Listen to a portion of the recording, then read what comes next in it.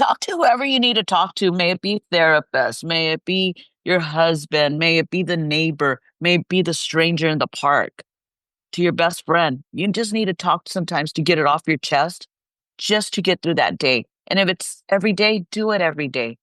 And don't be embarrassed or think about, I'm wasting their time. No, you're not. If you need to go for a walk just to clear your mind, take a walk. Keep on going. Do not bring yourself down. Welcome to the Live, Love, Survive, Thrive podcast that helps you embrace life's challenges, grow through adversity, and discover your true potential. I'm your host, Dr. Kimberly Hubinet, anti-aging dentist, widow, author, and inspirational coach. I live by the Can I philosophy, constant and never-ending improvement, and I'm here to help you do the same. Each week, we'll dive into real conversations, powerful stories, and practical tools to help you heal, grow, and thrive. Whether you're rebuilding after loss or ready to step into a more purposeful life, this space is for you. Let's grow, evolve, and thrive together. Hi, everybody. I'm Dr. Kimberly Hubinet, and welcome to my podcast, Live, Love, Survive, and Thrive. Today, I have the most wonderful guest on my show. Her name is Rosie, and I call her Rosie Matus because I've known her for so long, but she is married. Her name's Rosie Carrillo now, and we grew up in this little town called El Centro.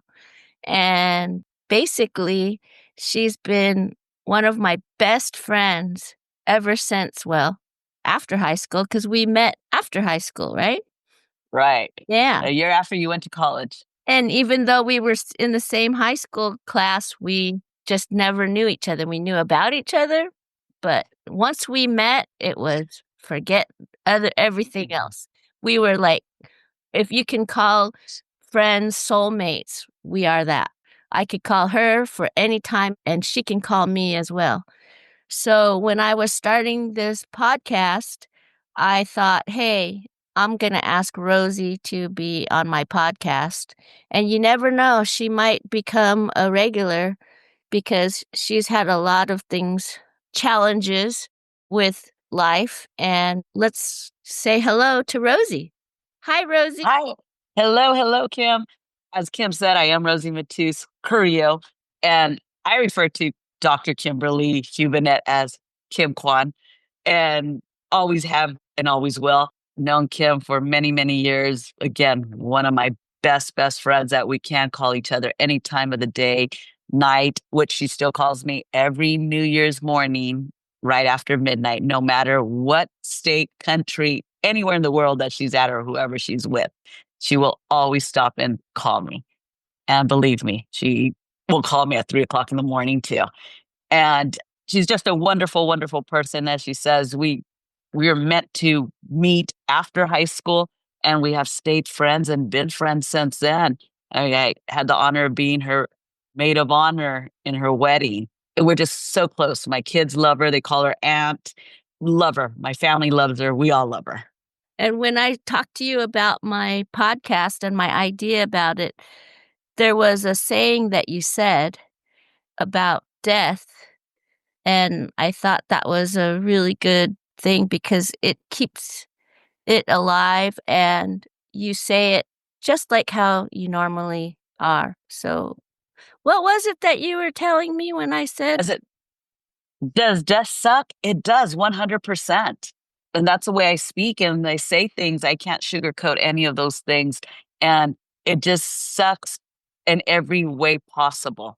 Nothing feels good about it and nothing can make you feel better about it. It's just something you live with every day of your life. You improve your life around it, but it's still there and it doesn't disappear because it is gone forever. That it's death, it's final, other than their spirit. You said life continues after death, right? Can you tell me a little bit about, your experience with the loved ones and tell me their names of the loved ones that you've lost? I'm so emotional. I'm getting emotional already, just the thought about it.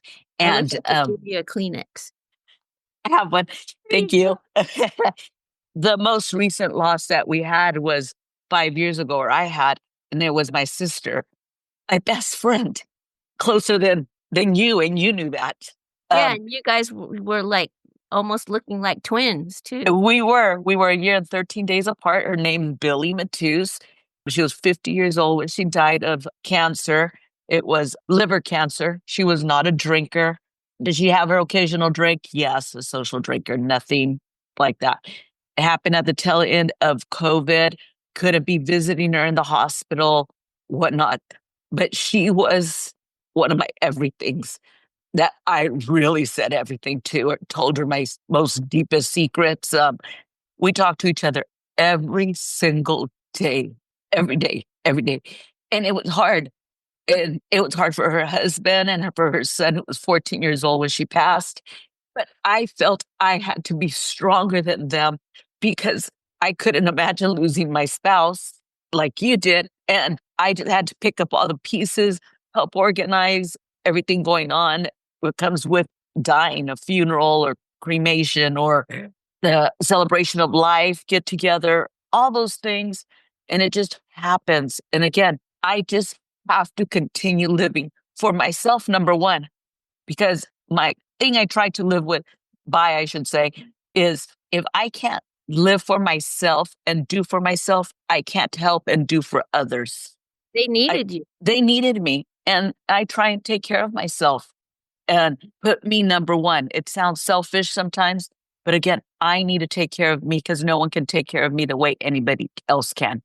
So I just continue living. And when my sister want me to be moping around, doing nothing, just thinking about that, for sure she wouldn't. And I would be useless to everybody else. And it would just take me. And how were the moments, like, right after when, you said her husband Isaac and her son Matthew needed you?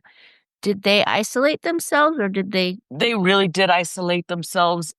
Anything, which I totally get because I felt the same way. Anything, anything reminded them, whatever show came on TV, whatever. My brother-in-law couldn't even get rid of his car because it was her car. And he felt that he was just giving her up and giving things away. Couldn't clean the closet. And I believe he hasn't cleaned the closet to this day, and that's been 5 years. And sometimes I think it's harder on men than it is on women. But how true that is, I don't know, since I haven't experienced that. But anytime he needs us, he's called us or calls me. And my nephew Matthew, who was 14 at the time, a 14-year-old who barely spoke to anybody anyways, they get in their own little world when you're a teenager. But sometimes he would call and just say, I need to be with you, Thea Rosie. I don't know what to do. But it wasn't a good experience for them at all. And not that it's a good experience for anybody at all, no matter what age they are. Yeah, and you also had your dad pass away and your aunt. You said within how many years that all Well, these happened? And your m- nana? my nana, my dad died in 2004, which he was 55 years old. He died of multiple myeloma cancer. And that was shocking, shocking. Again, I didn't have to take the burden of it. I didn't feel I had to, it didn't weigh a lot in the sense of I didn't feel I needed to be as strong and take control of things. One of my brothers did that and he did a good job. And I'm so grateful for that. And then my grandmother died in 2015 and very close to my nana, very close. She was 92 years old and she died of natural causes. She basically outlived three of her children. Aunt also? And then my aunt died within 3 years, 2018, then my sister in 2021. And I did take charge for my grandmother's funeral and dying and things like that. And again, because I felt I was the strongest and I'm a little of a control freak.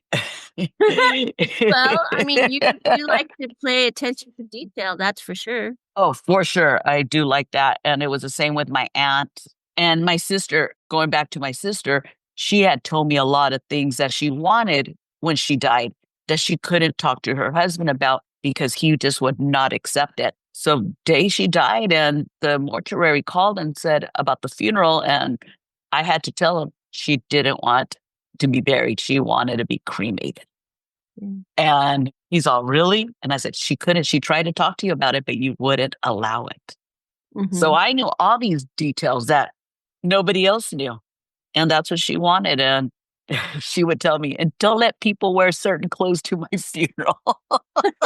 And you can laugh about it, say, "Hey, this is what she wanted," right? Right, exactly. And she gave me lots of little details that she did and didn't want. And if so and so shows up, you better take them out Yeah. and tell them to Well, leave. no, think about it. Okay, so after these are 4 people. As this happened, do you think you got stronger after the 4th one, or does grief journey stay the same for every single time you have a loss? Not that it gets easier. It just, everybody's a little different because I loved my sister different than I loved my grandmother and my aunt and my dad. And each of them I loved differently. And again, not that any of them were less than the other, but some of them were easier than others that I could just say, okay, suck it up and let's do it Yeah. and whatnot. And they knew that was my way of doing things and saying things. And again, control freak here, and things were going to get done because I couldn't sit and mope and cry in a corner because nothing would get done. I felt nothing would get done. That's what it was. So I have a question for you about something. What's something that makes you feel alive right now? My husband, my children, my grandchild, and our soon to be new grandchild. Oh, Um, yes. yes. That's And exciting. yes, that's what keeps me alive and going because I have their support. I have their support. And I'm grateful for my husband. Love him to death. And I mean, he has my back. And sometimes he'll look at me and just say, what's wrong? What do you need? And I'm like, I need a trip to Kim's. You come visit me. Yes. Hi. Hmm. Yeah. My doors are always open to you even if I'm not home, right?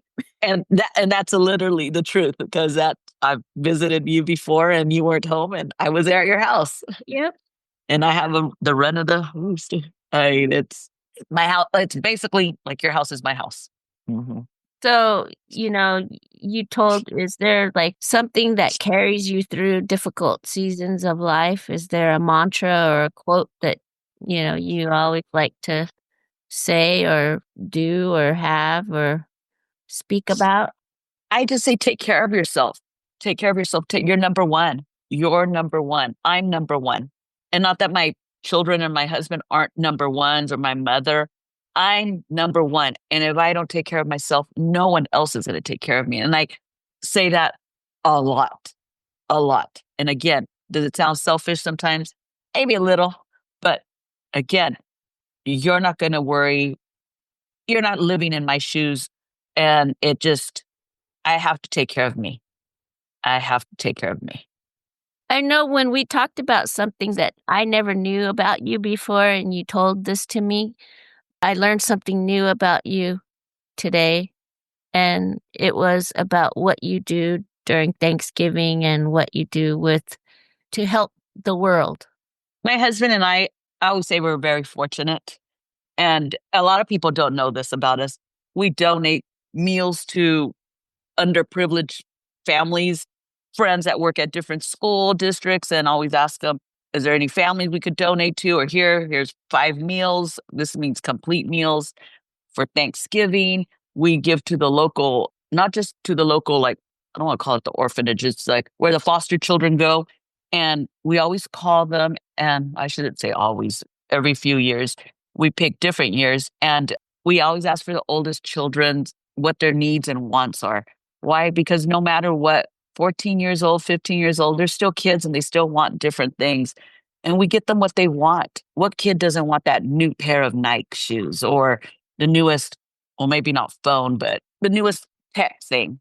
Yeah. And it's not their fault they're in the system. So we try and give them what they want because usually people think of the little young kids. Yes. So we try and do that and we try and help in the community, maybe not like way out there and we don't announce it. I don't put it on social media, and I don't need people to do things like that. And we do little things just like if we're in a restaurant and we see somebody sitting there. I'll say, we want to pay dinner that for that table there. May they have had the best steak dinner on the menu or just a cup of coffee. And it's just something we always do. And why makes us feel better. Again, we're very fortunate in life. Our children are fortunate and we have enough to share. Mm-hmm. And That's that's so what I do. beautiful. And you don't do And it for anything but yourself. that's it. Yeah. Yeah. And like you said, I mean, you didn't know I did that. No. And it was just something, I don't even know how it came up, but we were talking about it and you're like, I didn't know that.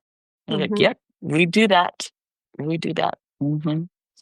Back to the devastation and loss and what you do to memorialize Billy and your dad, your grandma, and your aunt.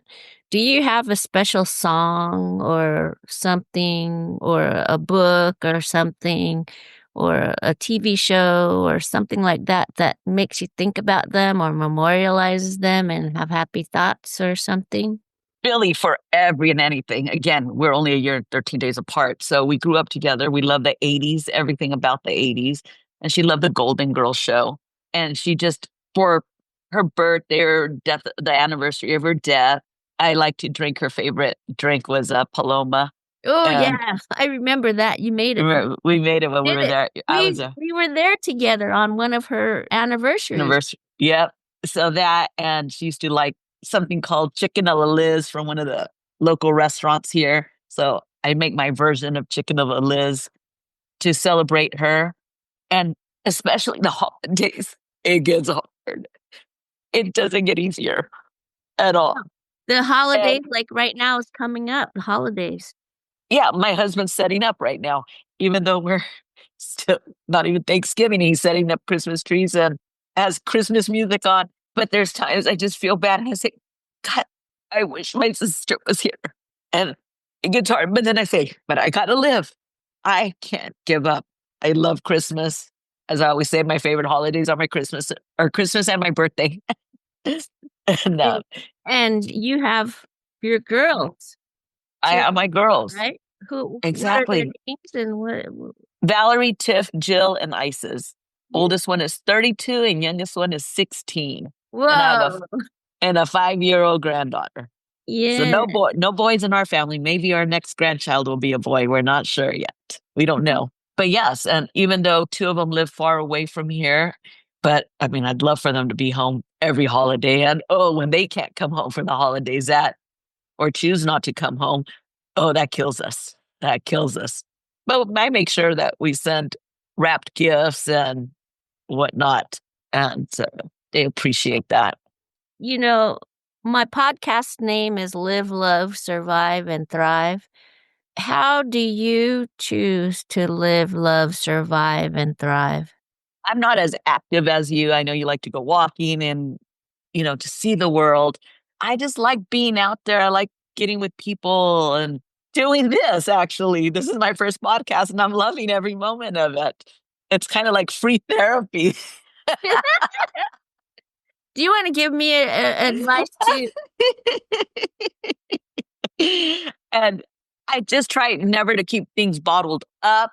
When I feel something, I say it. Sometimes does it come out the wrong way? Yes, it does. But I do it from a good place. And I don't feel that I'm doing it to be malicious or be mean about anything. And if I do, I'm sorry, but it wasn't meant like that. But if you know me well enough, you're going to say, "And she didn't say it that way. She Yeah, didn't say it that way, or it wasn't meant that way." I do yeah, it like kind of saying like, it's like me saying, "Kim, you have a paper or something in your hair or whatever." Oh God, why is she checking me out? Some people just think like that. I'm like, no, I'm really telling you because, I don't know. I'm just like that. But I just live. I just live. I get up, I go to work, even though there's days that I just want to stay in bed and say, why me, God? Why me? But if I do, that's going to end up being a second day in bed or a third day in bed. And I says, let's just go. Let's just move on. That's what I do to live and survive. definitely. Mhm. And when my Mark died, you were there for me, Oh, 100%. Yeah, that was one of the things I've been thinking about lately. I remember getting that phone call from you, and I knew it, and I knew it. But a few days before he had passed, that you called and that he wanted to talk to us. Oh Mhm. man, oh man, I'll tell you, it brought my husband down. It brought Ramon down, and it kicked his butt. And Ramon loved Mark, loved him, loved him. And he loved the way he would just talk to you and just say, Kim, no, you're not doing things like that. That's the wrong way. And we just used to laugh at him because we know you're a woman with a mind of your own. Yeah, and when I said I was doing this, you probably rolled your eyes like, "Oh my god, what is she doing now?" Yes, yes. And then Mark would stop it and we would just laugh and say, man, these two are made for each other. Yeah, he was the one that could tell me to do anything and I would listen. Mhm. Just like when Yeah. you pick your person, right? When you pick your person. Yes. And you picked well. I mean, like my favorite story about when you guys met. And then we were at a club dancing and you were dancing and he was standing next to me. I don't know why he wasn't dancing or I wasn't. And he's like, isn't she just the most beautiful woman in the whole wide world? And I just looked at him, I go, uh-huh. I said, this guy's in love. Look, and you know my words, I didn't even really think that. I said, this guy's whooped. That's what I Yeah. thought. That's my favorite thing to say. This guy's whooped. And then that was that. We loved Mark, loved him from the day I met him. Where's that Ramon? He's supposed to come say hi on our podcast. Is he Babe, can he come say babe, hi? come here real quick. Come say hi. Is he? Y- Is he too shy? He's a shy guy, you know. He's super But shy. He's nothing like me. Come say hi at the podcast. Say hi. there's Ramon. Hi, Wave. Ramon. And this is Smile. his signature white t-shirt. We call it his uniform. That's all he ever wears. A white t-shirt. Say hi to Kim.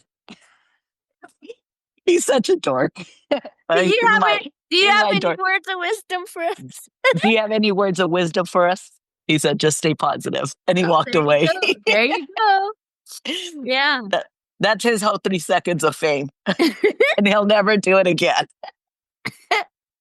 Is there any Excuse me. words of wisdom to our listeners that you would like to say to them and encourage them to keep on listening, or any little thing that might help somebody that's going through their grief journey? Talk to whoever you need to talk to. May it be therapist, may it be your husband, may it be the neighbor, may it be the stranger in the park, to your best friend. You just need to talk sometimes to get it off your chest, just to get through that day. And if it's every day, do it every day. And don't be embarrassed or think about, I'm wasting their time. No, you're not. Even though sometimes I might not reach out to you, Kim, you know that I'm here. You know that I'm here. And people aren't always going to say, do you need something? Do you need something? You just need to call them and they will drop everything. People don't believe that. Sometimes it's hard because sometimes I don't believe it. Sometimes I don't want to call Kim, for instance, and say, oh, Kim, I'm just going through all this and da da da, whatever, because I think she might be busy. But no, she isn't. The other day I called her early in the morning, Monday morning, I think, because I had a dream about Mrs. Kwan, her mom. And, she was available right away. And not because she knew it was about her mom. She answered the phone like saying, why are you calling me so early in the morning? What's really going on? Usually we'll text each other in the middle of the night. What's going on? Happy birthday. Did you know this happened? Or whatever it is. But reach out to whoever. If you need to go for a walk just to clear your mind, take a walk. Take a walk. Or in Kim's case, go deep sea fishing and catch, 25-pound or 80-pound fish or whatever that she does, or do all that to keep things off your mind and things like that. I'm easy. I could just start looking things up on the internet, or I just say, Rosie, clear your brain and do something else, do something productive. Maybe even if it's clean the kitchen or wash clothes, keep on going. Do not bring yourself down. And one of my therapists did say, yeah, you're pretty good at doing this. I said, but it's hard. She says, it is hard. Oh, It yes, is hard. you have a therapist, right? So And not yeah, I did have a therapist, and I would talk to her once a week, and mm, not just about death, but about family things and whatnot. We don't have a perfect family, whatnot, just little things. My mother's going through, she's in first stages of, Alzheimer's, and that talk about live, love, and survive. My sister dying, that really kicked my mom. That brought my mom down, and the truth is, what do they say? You shouldn't die before your children. yeah. That really got my mom. That brought my mom down. And I'm not saying my mom wouldn't have gotten Alzheimer's, but my mom's 76 years old. Right before my sister died, my mother was a type that would be in her car halfway up north and call from a gas station and say, "Oh, I forgot to tell you, I'm coming up to Selena's to go visit your aunt." I'm like, "Mother, why didn't you said anything?" She's like, "Because I kind of forgot." After my sister died, she was in a daze. She went downhill so fast, and that hurts my heart too. And thank God for one of my brothers. He's taking care of my mom. He does an excellent, excellent job because he knows, and we've talked about it. I couldn't do it. I couldn't work. I couldn't take care of my family and take care of my mother. I couldn't. I could not do it. That I think would break me. And it's not because I don't want to. I couldn't do it. And it's hard. It's very hard. You lived it. You took care of your husband and worked and still took care of your home. And Yeah. it's hard work. But that it brought my mother, and she did try and do things, but she couldn't function. It really kicked her down. I don't think she saw a therapist, but it just, wow. But I know her doctor gave her something just to help her brain a little. But again, it maybe just happened at the exact time she was diagnosed and that her daughter died. And it's a toll on all of us. But you're keeping her going. You know, she loves to come to your house for Oh, Thanksgiving and she does. Christmas and stuff. She likes coming to my house to have a cup of coffee. Yeah, you live close enough that she can come by. Yes. Mm. For sure, for sure. Or that I send her something she likes, or she'll call me. She's like, "Do you think you want to go to Starbucks and buy me something?" How cute. See? Yeah. Good. Good. Mhm. Well, But this is hard. It's hard. It sucks. And like I said before, death sucks. It sucks 1000%. yeah. I mean, I would sometimes say 100, but 1,000. It sucks and it hurts. But after that, I take care of myself, especially after a sister and a brother dying from cancer. And I'm sorry, my dad dying from cancer. I'm checking myself for everything, because I think they were young. My sister was 50 and my dad was 55 when they passed. Yeah. That's pretty young, and I'm 56. One thing Uh, I love about you is that you can laugh and you can cry in the same sentence. I can really, truly, I can. My ugly cry, as my sister would always say, "You and your ugly cry. You and your Mhm. ugly cry." Hmm. But You know, you're and full of life still. And no, oh, I am 100%. I want to live forever and ever. And is that going to happen? No. Well, maybe because my nana did die when she was 92 years old. there you go. So I You're could, there for your kids and your family and your husband, right? exactly. But no, I just, again, like I said, the closest person to me was my sister. And it's funny because up to this day, people will see me and they say, "Hey, Billy." And I said, "I'm the other one. I'm Rosie." Because they were so used to seeing us together all the time. Yeah. It was all Rosie and Billy, Rosie and Billy.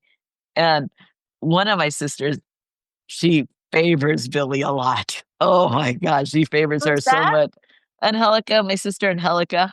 And I just look at her and I'm like, "Oh my God, it's like looking at Billy." They don't act the same, but they just almost like certain times I'm like, "Man." So that's Billy all over right there. Yeah. Mhm. So, yeah, and then so I call my sisters when I need them on certain things. I have another sister, Pat. I call her. It's just talk about little things or whatnot. But basically, we help each other when we need to. Yeah. Mhm. Would you say you're the rock in the family now? I don't think I am, and in my siblings, because I feel I have siblings are extremely strong, extremely strong. And not that we're all control freaks on certain things, but we're control freaks. And in the sense of, I can take care of me and I can take care of my family. But don't Again, they, we're very independent, I should yeah. say. Maybe that's what it is. And you're the oldest, right? I'm the oldest. I'm the oldest. And they look up to you, I think, and you don't even I know would, that, maybe. and that's probably it. I don't know. I don't know. I mean, I would think maybe. I don't know. But again, everybody's so independent and they take care of themselves, and we're not needy and want, and we're just there. Right now, if I hang up with you, I can call one of them and say, I need this right now. No. Okay. Okay. That's what Right I now. love about you and your family. That's why Uh-huh. we connect so well, you know? Because your family's the same way. Yeah. I could probably call one of your siblings right now or your dad and say, Dr. Quad, I need this. Okay, Rosie, just let me know, or Yeah. whatever the issue may be.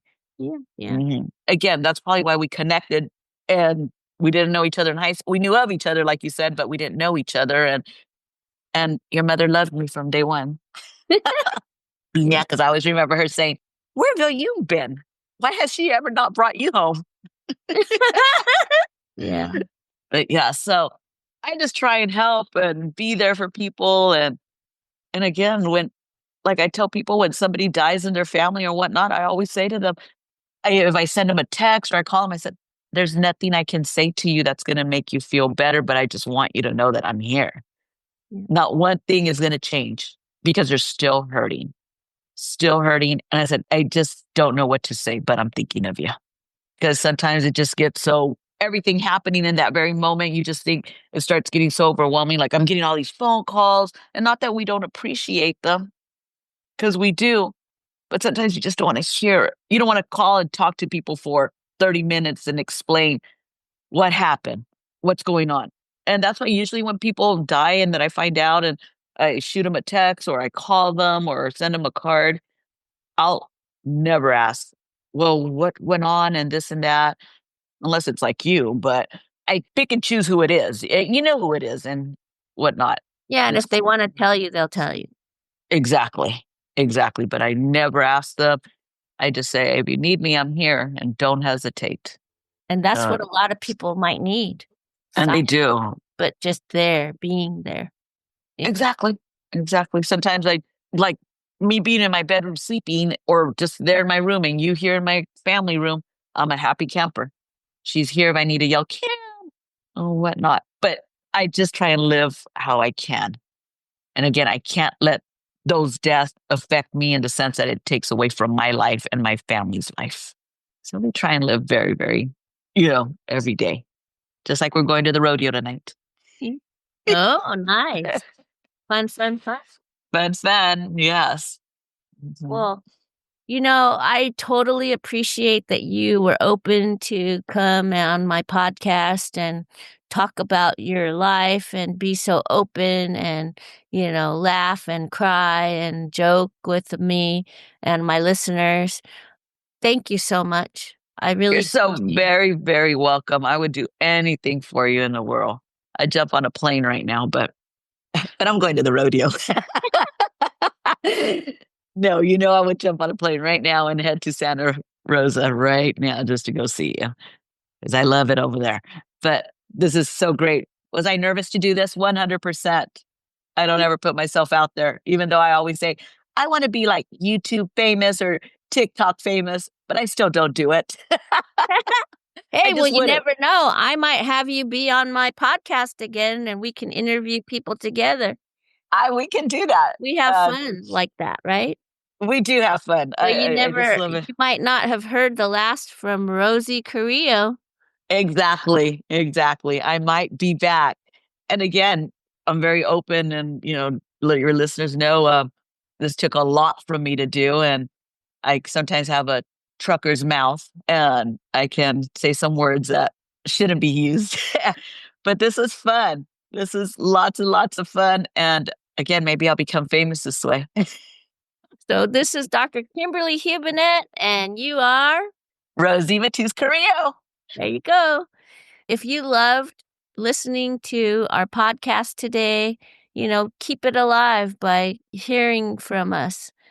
I'm here every month, sometimes a little bit more, and just listen for our podcast of Live, Love, Survive, Thrive. Until next episode, signing off. Bye-bye. It was great. Thank you for joining me on this episode of Live, Love, Survive, Thrive. I hope our time together has inspired you to embrace life's challenges, find the courage to overcome obstacles, and create a life filled with love, purpose, and fulfillment. If you've enjoyed today's episode, please take a moment to rate, review, and subscribe to the podcast. Your feedback means the world to me, and to help us continue to bring you stories and tools to empower your journey. And if you have a story of resilience, transformation, or thriving after adversity, I'd love to hear from you. Reach out to me directly at livelovesurvivethrive@gmail.com. You never know, your story might just be the inspiration someone else needs to hear. To learn more about me and my work, visit my website at www.drkimberlyhubinet.com. While you're there, be sure to check out my current book, Grid.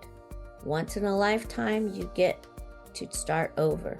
A guide to rebuilding and rediscovering life after loss.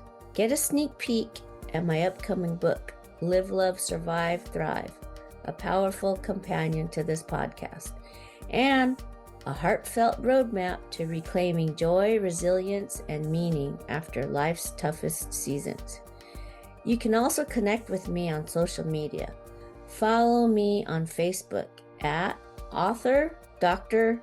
Kimberly Hubinet, and follow me on Instagram with the same name. And subscribe to my YouTube channel at Live, Love, Survive, Thrive for more inspiration and insights.